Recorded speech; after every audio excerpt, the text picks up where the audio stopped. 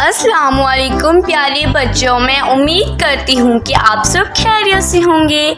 आज मैं आप सब लोगों को एक छोटी सी पोएम सुनाने वाली हूँ जिसका नाम है मछली जल की रानी है। तो चलिए अब हम स्टार्ट करते हैं। मछली जल की रानी है, जीवन उसका पानी है।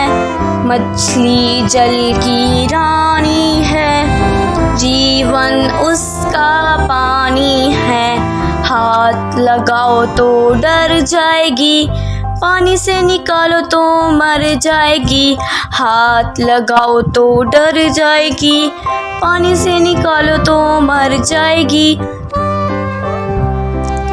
मछली जल की रानी है, जीवन उसका पानी है। मछली जल की रानी है, जीवन उसका पानी है। हाथ लगाओ तो डर जाएगी, पानी से निकालो तो मर जाएगी।